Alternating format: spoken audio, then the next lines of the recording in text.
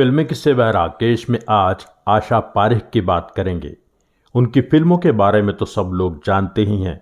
इस एपिसोड में आपको उनकी फिल्मों से जुड़ी और कुछ पर्सनल लाइफ से जुड़ी वो बातें बताएंगे जो बहुत कम लोग जानते हैं। एक बोहरा मुस्लिम लड़की सलमा इब्राहिम लकड़ावाला और वैष्णव गुजराती लड़के बच्चू भाई मोतीलाल को एक दूसरे से प्यार हो गया। दोनों ने 1 अगस्त 1941 को कोर्ट मैरिज कर ली। 2 अक्टूबर 1942 को सुबह 11:30 बजे उनके यहाँ एक बच्ची ने जन्म लिया। बच्ची की नानी अस्मा लकड़ावाला आशीर्वाद देने तो नहीं आई, पर मैसेज भिजवा दिया कि बच्ची का नाम जुलेखा रखना चाहिए। बच्ची की दादी गोमती पारेख इस दौरान गुजर गई, अपनी पोती को नहीं देख पाई। कुंडली के मुताबिक बच्ची का नाम क या ग से रखना था। पहले कृष्णा सोचा गया, फिर गंगूबाई, फाइनली आशा रख दिया गया, क्योंकि माँ बाप की जिंदगी में बच्ची एक उम्मीद, एक आशा बनकर आई थी। बच्ची की माँ सलमा हिंदू बन गई और अपना नाम सुधा कर लिया, पर घर में हर धर्म का बराबर सम्मान होता रहा। सुधा रमज़ान और ईद भी सेलिब्रेट करती रही। आशा को जेबी पेटेट हाई स्कूल में एडमिशन दिला दिया। आशा पढ़ने में ठीक ठाक ही थी, पर डॉक्टर बनना चाहती थी। एक बार रेलवे ट्रैक्स पर किसी की लाश देख ली और डॉक्टर बनने का ख्याल मन से निकाल दिया। इस दौरान अनजाने में ही एक चीज़ आशा पूरे मन से करती थी, डांस, वो भी फिल्मी गानों पर। जहां मौका मिले आशा डांस करती, स्कूल में, घर में, किसी भी फंक्शन में। स्कूल की 75वीं सालगिरह थी। आशा के लिए एक डांस पीस तैयार किया गया, जो डांस मास्टर मोहनलाल पांडे ने आशा को तैयार करवाया। इन्हीं मोहनलाल पांडे से आशा पारेख ने 9 साल की उम्र से कथक सीखना शुरू कर दिया था। पांडे जी से 1 साल आशा ने कथक सीखा। पांडे जी को गले का कैंसर था, वो चल बसे। उनके बाद अर्जुन देसाई से आशा ने भरतनाट्यम सीखना शुरू कर दिया। फिर कई गुरुओं से डांस सीखा। बचपन में गणपति, दशहरा, दिवाली, पूजा, हर फंक्शन पर आशा डांस करने लगी। ऐसे ही एक फंक्शन पर आशा को बिमल रॉय ने देख लिया। आशा की मां तैयार नहीं थी, पर बिमल रॉय ने उन्हें मना लिया। आशा को 1952 की फिल्म मां में एक छोटा सा रोल दे दिया गया। आशा ने 8 फिल्मों में एज चाइल्ड आर्टिस्ट काम किया। मां, आसमान, धोबी डॉक्टर, बाप बेटी, श्री चैतन्य महाप्रभु, अयोध्यापति, आशा, ज्वाला। निर्देशक MV रमन की 1957 की फिल्म आशा में वैजंतीमाला के साथ आशा पारेख को डांस करने का मौका मिला। किशोर कुमार के साथ सीन भी किया। फिर आशा को मधुबाला की सहेली का रोल मिला। फिल्म थी ज्वाला, जो बहुत साल बाद 1971 में रिलीज हुई। श्री चैतन्य महाप्रभु में आशा को एज चाइल्ड आर्टिस्ट काम देने वाले निर्माता निर्देशक विजय भट्ट ने 1959 की फिल्म गूंज उठी शहनाई में आशा को राजेंद्र कुमार की हीरोइन बना दिया। इस वजह से आशा पारेख के हाथ से किशोर कुमार के साथ काम करने का मौका निकल गया। IS जौहर की फिल्म थी बेवकूफ़। वी शांताराम आशा पारेख के साथ 3 फिल्मों का कॉन्ट्रैक्ट करना चाहते थे, पर गूंज उठे शहनाई की वजह से वो मौका भी हाथ से निकल गया। 4-5 दिन आशा ने गूंज उठी शहनाई की शूटिंग की। फिर विजय भट्ट ने आशा को फिल्म से निकाल दिया और कहा, ये लड़की स्टार नहीं बन सकती। विजय भट्ट ने अमीता को हीरोइन ले लिया, जिसके लिए अमीता ने अपनी फीस भी बहुत कम कर दी थी। आशा पारेख को बहुत बड़ा झटका लगा। जिस फिल्म के चक्कर में उसने इतना काम छोड़ा था, उसी फिल्म से उसे निकाल दिया गया था। उन्हीं दिनों रंजीत स्टूडियो में राज कपूर स्टारर एक फिल्म का मुहूर्त था, बहरूपिया, जो बनी नहीं थी। उस मुहूर्त पर आशा पारेख अपनी मां के साथ मौजूद थी। शशधर मुखर्जी ने आशा की मां से कहा कि लड़की बहुत अच्छी अदाकारा बन सकती है, इसको मेरा एक्टिंग स्कूल ज्वाइन कराओ। Filmalaya acting school grotto villa Santa cruise में था। इसी विला में S मुखर्जी अपनी जॉइंट फैमिली के साथ रहते भी थे। साधना ये स्कूल पहले ही ज्वाइन कर चुकी थी। आशा पारेख को स्कूल में जाकर लगा, यहाँ ऐसा कुछ नहीं सिखाया जाता जो उसको मालूम नहीं था। आशा पारेख ने रेगुलरली एक्टिंग स्कूल आना बंद कर दिया। S मुखर्जी ने आशा की मां को मैसेज भिजवाया कि आशा को अगर स्टार बनना है तो रेगुलर स्कूल आना होगा। जो वो कर रही है वो अच्छा बिहेव नहीं है। आशा को भी एहसास हो गया कि वो गलत कर रही थी। उसने रेगुलर एक्टिंग स्कूल जाना शुरू कर दिया। S मुखर्जी पहले फिल्मस्तान के लिए प्रोड्यूसर थे और पिछली फिल्म उन्होंने फिल्मस्तान के लिए बनाई थी तुमसा नहीं देखा, जिसके निर्देशक थे नासिर हुसैन। अब उन दोनों ने ही फिल्मस्तान छोड़ दिया था और नासिर हुसैन S मुखर्जी के नए बैनर फिल्मालय के लिए फिल्म बनाने वाले थे। हीरो शम्मी कपूर फाइनल थे। एस मुखर्जी के एक्टिंग स्कूल से साधना को हीरोइन फाइनल करने की बात चली, पर एस मुखर्जी के लिए ही निर्देशक आर के नैयर भी एक फिल्म बनाने वाले थे जिसमें एस मुखर्जी के बेटे जॉय मुखर्जी को लॉन्च करना था। आर के नैयर साधना को पहले ही अपना दिल हार चुके थे, इसलिए उन्होंने नासिर हुसैन से कहा कि मैं साधना से प्यार करता हूं, इसलिए साधना को लॉन्च भी मैं ही करना चाहता हूं, तुम अपनी फिल्म में प्लीज किसी और हीरोइन को ले लो। फिर आशा पारेख का ऑडिशन लिया गया, जिसे पास करके वो नासिर हुसैन की फिल्म की हीरोइन बन गई। फिल्म थी दिल दे के देखो, जो आशा पारेख के जन्मदिन 2 अक्टूबर 1959 को रिलीज हुई। 17 साल की आशा स्टार बन गई। एस मुखर्जी आशा पारेख का नाम बदलना चाहते थे। दिलीप कुमार ने कहा इसका नाम आशा परी रख दो। आशा पारेख को पसंद नहीं आया। आशा ने रिक्वेस्ट की कि मेरा असली नाम ही रहने दीजिए, और वही हुआ। एस मुखर्जी ने आशा पारेख के साथ 3 फिल्मों का कॉन्ट्रैक्ट किया, लेकिन बाहर की फिल्मों में काम करना भी अलाउड था। फिर माल्या की दूसरी फिल्म 1960 की थी, हम हिंदुस्तानी। तीसरी जॉय मुखर्जी के साथ बननी थी, जो कभी बनी ही नहीं। आशा पारेख की फीस 11,000 से 75,000 हो गई। आशा का परिवार छोटे घर से बंगलों में शिफ्ट हो गया। कार हिलमैन से इम्पाला हो गई। आशा पारेख हिट स्टार बन चुकी थीं, दिन रात शूटिंग में बिजी हो गई थीं। नासिर हुसैन की 1963 की फिल्म फिर वही दिल लाया हूं की शूटिंग कश्मीर में जेलम के किनारे हो रही थी।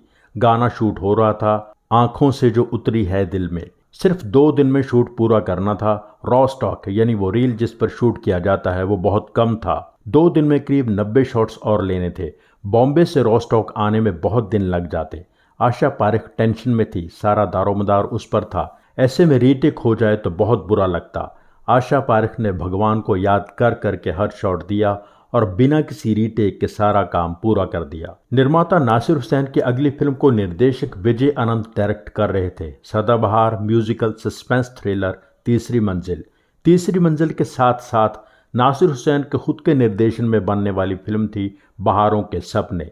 इसमें आशा बिल्कुल साधारण लुक में थी। फिल्म के क्लाइमेक्स में आशा पारेख और राजेश खन्ना की मौत हो जाती है। फिल्म रिलीज हुई, जनता का रिस्पांस अच्छा नहीं था। डिस्ट्रीब्यूटर्स के कहने पर नासिर हुसैन ने क्लाइमेक्स चेंज किया। फ्राइडे के शो में हीरो हीरोइन मर जाते हैं, मंडे को क्लाइमेक्स में दोनों जिंदा रहते हैं, पर तब तक फिल्म की किस्मत का फैसला हो चुका था।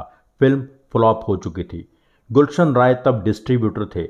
गुलशन राय ने तीसरी मंजिल का डिस्ट्रीब्यूशन तो संभाला, पर बहारों के सपने को डिस्ट्रीब्यूट करने से इनकार कर दिया था। नासिर हुसैन ने अपनी डिस्ट्रीब्यूशन कंपनी शुरू की, मूवी जेम्स। आशा पारेख को ज्वाइन करने के लिए कहा। आशा पारेख नासिर हुसैन को ना नहीं कर सकती थी, इसलिए उनकी डिस्ट्रीब्यूशन कंपनी में पार्टनर बन गईं।